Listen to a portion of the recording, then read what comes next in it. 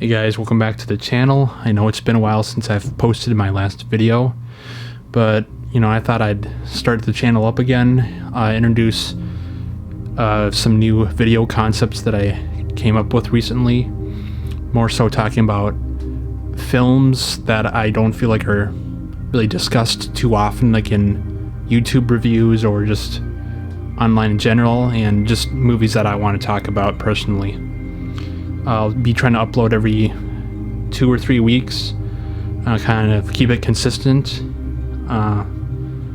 talking about my own projects sometimes, as I said before, films in general, analyzing them, and some other aspects of film and writing. So with that said, let's get started on this first video. So today we'll be talking about a 1994 movie called Stargate, starring Kurt Russell and James Spader, which was also directed by Roland Emmerich, who also did Independence Day, Godzilla, 2012, all those big blockbuster films. It's kind of surprising that it is an Emmerich film. It is a bit different to what he has done. He hasn't really done like sci-fi such as this before or since then. I think the closest he's come to the Stargate is probably Independence Day. So out of all the movies that he's done, this is my favorite one. I've only seen a handful. He's obviously not my favorite director. I know there's plenty of better directors out there, but just the potential of this story, all the elements coming together, the writing, just really, this guy was on top of his game here, and it really shows in this film. So let's get into the story. Okay, so with the writing story, I'm not going to get into the overall plot. You can probably just look that up on IMDb or Wikipedia. So I'll just talk about like the ideas, concepts, scenes in the story that I thought were cool. So the idea of an alien race visiting humanity during the time of ancient Egypt was an interesting concept. I don't think it is anything new. I know there's an Ancient Aliens show on History Channel kind of talking about that.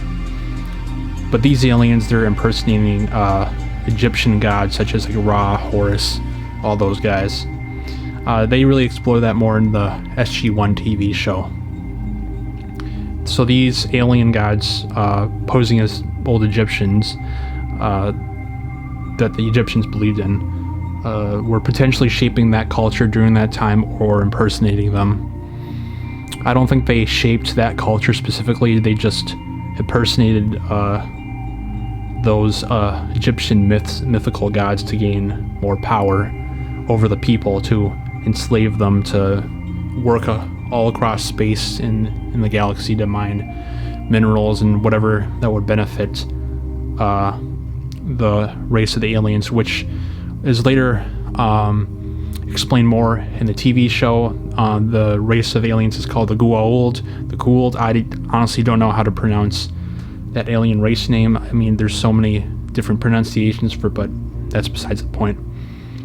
So then the villain of this film, Ra, in the extended version, he's introduced at the beginning of the movie, capturing the body of a young Egyptian boy 3,000 years BC, and he manages to enslave the humans on Earth and sends them, as I said before, throughout the galaxy, which does explain why there's so many humanoid cultures throughout space, because they were all from Earth, transported through the Stargate system, which was discovered in a really one of the best scenes in the movie, where archaeologists had discovered the Stargate buried in the sand in Giza, Egypt in 1924, which is one of the first scenes shown in the movie. Just this air of mystery surrounds it. So the setup for this film is very creative. It's intriguing. It is really neat to see all the elements come together, mixing ancient Egypt with sci-fi, and I just, for that time, it was like a really interesting mix-up. And I think the best stories are a culmination of so many elements. George Lucas's Star Wars is an example of this. He combines the hero's journey, Joseph Campbell, Akira Kurosawa, John Carter, Dune, Flash Gordon, so many different things coming together to make a spectacular film and premise. The setting for this film is then contemporary Colorado in the mid-90s. The movie takes mostly place on a desert planet called Abydos. This may be inspired by Dune because that book is most of the book takes place on a planet called Arrakis. The names are a little similar. I don't know if there's any influence. Could be from Star Wars. I'm not too certain. Also, with this story, every act of the film is a bit different, almost as if there's like a separate adventure or film with each transition. First act is mostly just set up with the mystery with the Stargate being discovered, Daniel Jackson and those people not knowing exactly what it is, just being this really strange alien artifact discovered in the sand. We don't really know who Colonel O'Neill is, what his situation is exactly. Maybe we just pick up on one or two things. And then the first act ends with Jackson opening the Stargate to a world many light years away. Now, the second act of the film is more of an exploration portion with Jackson, O'Neill, and a couple of other soldiers traveling through the desert and finding a human colony there full of slaves that have been there for many years. They're fearful of Ra coming back and returning to finding them like amongst those strangers. That's when they discover what Ra is doing exactly, and that he's an alien enslaving humans for several thousand years, and the language that they speak is a mix of ancient Egyptian with some other dialect. Here, the supporting characters are introduced. Skara and Shari are the more notable ones here, and I'm just going to say that most of the characters are very likable in the film. They're a welcome presence. Each serves a different purpose, and so many characters in this film are very, likable and interesting to a degree. They're not completely fleshed out, but the basic characteristics are there. In the third act, this is where the big action set piece takes place. The rebellion on Abydos really takes up arms against the alien imposters.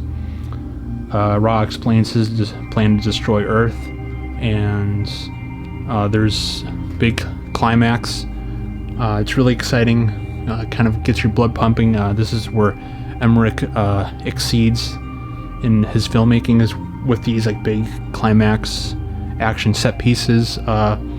Typically cross cuts between 2 or 3 different things occurring at the same time. I like the part, the fight between Colonel O'Neill and Horace. It's well choreographed, and it's just a fun thing to watch. You also have Shari getting killed and then shot, I believe, or almost fatally wounded. It's kind of, I think she's slightly alive, I'm not too certain, but Daniel uses the use of a sarcophagus which heals her injuries, and which had been introduced previously when Ra emerged from that sarcophagus to speak with Daniel Jackson. That scene between Ra and Daniel Jackson is really neat. The direction is pretty solid there. It's nothing exceptional. Just a wonderful scene to watch. Kind of Jackson asking why Ra would do such a thing, and then Ra not being the best well-written villain, just his reasons for doing so being self-absorbed, and reasons related to that. And from there, the dialogue throughout the film is great, with the exposition of the story, which is a welcome thing to see. Many films struggle with exposition, making that interesting to the viewer.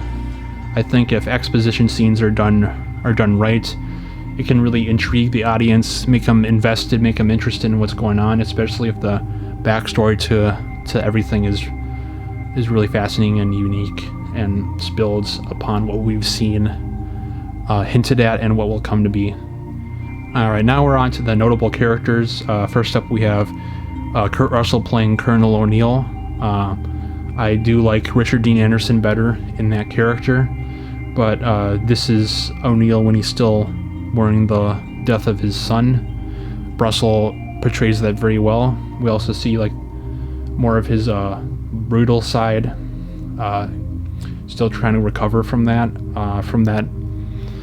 violent part of his life. He's very stoic most of the time. You know, you can't really reach him. He kind of mellows towards the end. Russell is really great in this movie, kind of an underrated performance for him.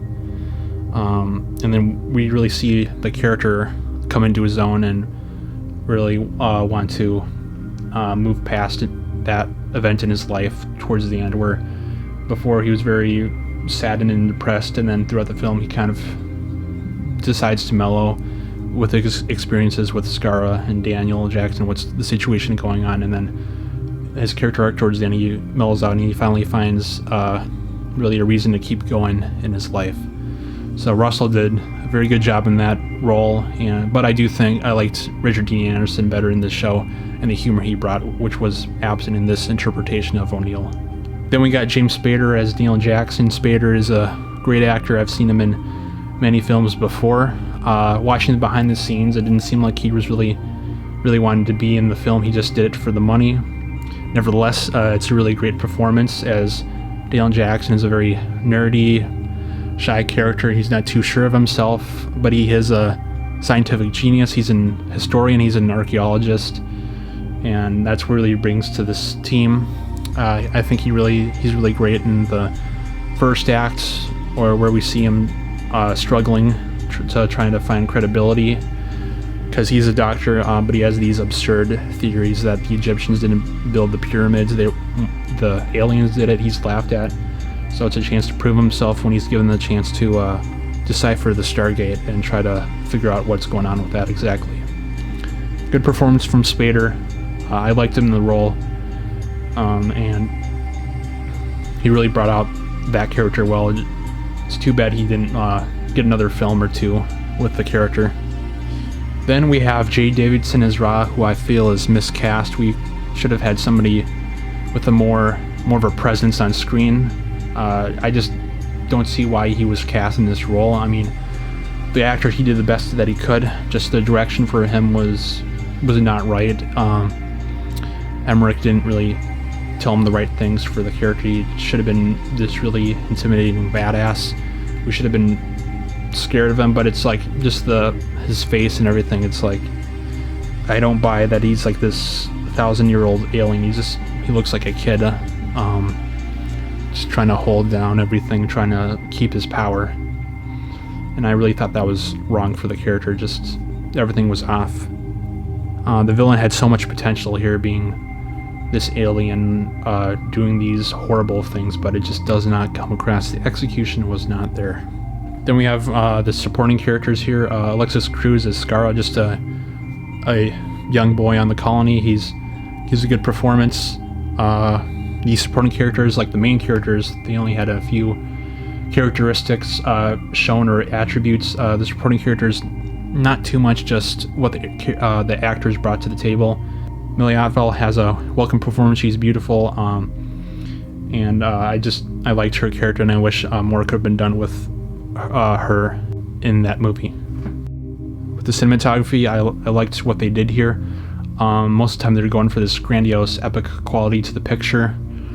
Very detailed in the shot composition, mostly medium to medium close-up shots, which is a style of coverage that I like. The shots that they chose in the edit, and the long shots tend to be designated for, the establishing shots for certain things occurring, which may have been mostly down to the edit, but I liked the cinematography, how that was used in the final cut. Warm colored tones with lots of yellows, blues, and oranges, and blues and oranges naturally go along with each other, and the warm colored tones were natural at a setting such as the desert. This has been done so many times before, and was right for this movie. And then with the aspect ratio 2:3:5 to 1, I also felt was fitting with the movie. So with the production design, the Egyptian designs are all very detailed with that color. Wonderful use of CG with the helmets. Ra's costume I thought was great. I wish he would have kept his helmet on for much longer in the movie. The military uniforms, just very standard, serves their purpose. The village was very nicely done with how that was designed and how that looked on screen. And then the pyramid and the starship coming down upon it was a neat visual to see. One of the highlights of this movie was David Arnold's score, which was amazing. I listened to it so many times. I wish there was like an LP for it. I'm not too sure. Maybe there is. I don't know. There's so many cues throughout the film that are very exciting, get your blood pumping. There's tracks that are more horror-based and ones that are more adventurous. Just a great overall score. It rivals John Williams and Jerry Goldsmith in terms of their sci-fi scores, and I do wish David Arnold would go on scoring more films, especially how mediocre the film scores today can be. Alright, so overall I would give Stargate 3.5 out of 5 stars.